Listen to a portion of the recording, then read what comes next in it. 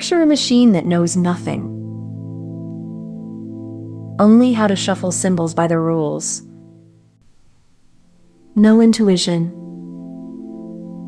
no senses. So how could a thing like that ever decide what to do? Well, every choice opens up more choices.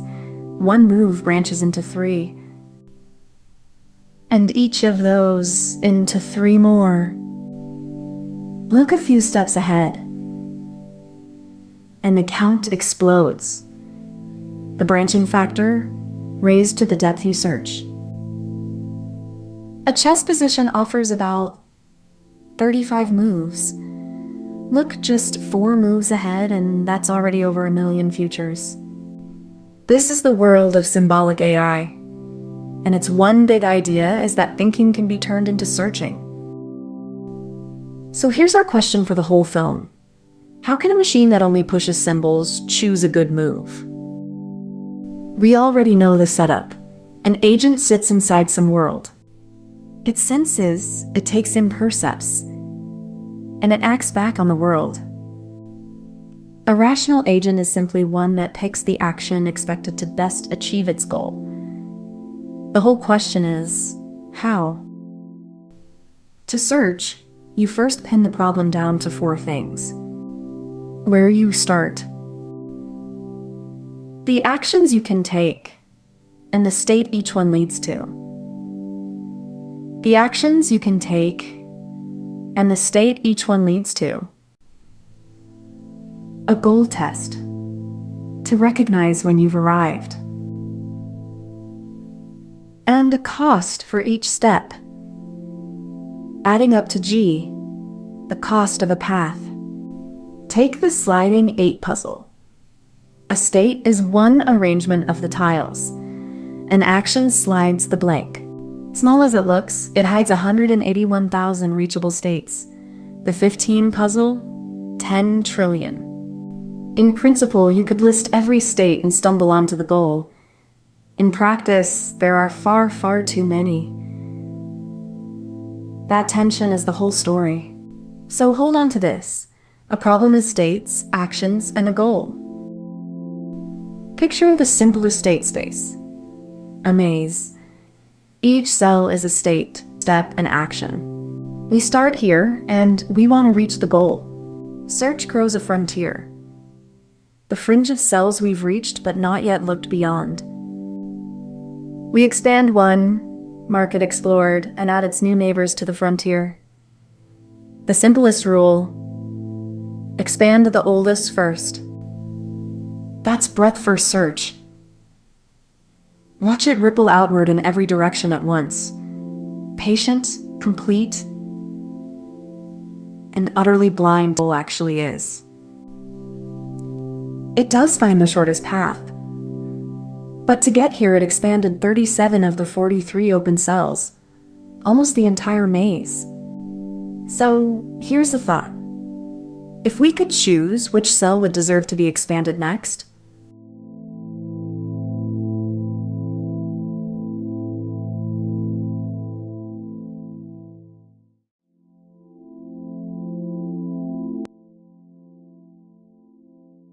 surely the one that looks closest to the goal.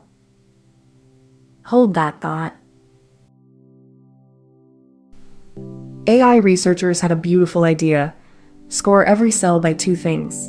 First, G, the cost to get here from the start. And second, a quick, optimistic guess of the cost still to go. Here, the straight line distance to the goal. Add them. F equals G plus H. Add them. F equals G plus H. What you've spent, plus what you expect to spend. For this cell, 2 already spent, 4 still to go. A score of 6. Now the rule is simply, always expand the cell with the lowest F. And watch. The search stops flooding everywhere. It leans hard toward the goal. Same maze, same answer. but 17 cells expanded instead of 37. A good hunch, less than half the work. And there's a guarantee. As long as H never overestimates the true cost, never lies pessimistically, A star always finds the shortest path. So what happens if that guess gets greedy and overestimates?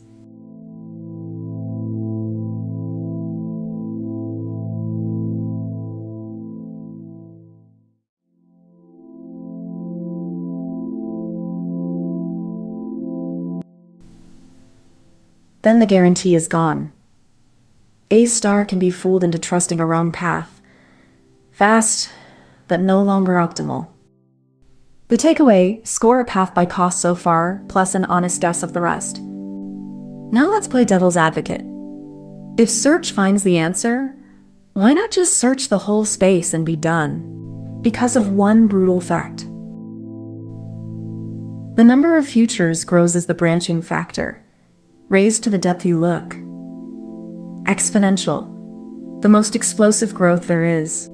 Just 10 choices, 10 moves deep, is already 10 billion states. No computer can list them all. And don't think A star saves us. In the worst case, it must remember just as many states. It runs out of memory. So let's revisit what we wrote down earlier. A problem is states, actions, and a goal. That's not wrong. It's just not enough. We need one more thing. Structure. Some way to skip the futures that cannot possibly matter. And that is exactly what the rest of Symbolic AI is about. Not every goal is a path. Sometimes you just need an assignment that satisfies a pile of constraints. Color this map so that no two neighbors share a color, using only 3 colors. Quiche, each region is a variable. Each border is a constraint that says, you two must differ. Backtracking search just tries colors, one region at a time. Western Australia, red. The Northern Territory, green. Now South Australia. Try red. And instantly we clash with its neighbor. Dead end. So we undo it. That's backtracking. Better still, let the constraints think for us. South Australia touches a red and a green, so red and green are out. Only blue survives. The choice makes itself. That's the trick. Every assignment prunes its neighbor's options, so the search shrinks as it goes. Queensland is forced to red, then the rest falls into place. A classic question. What's the fewest colors any map drawn on paper could ever need?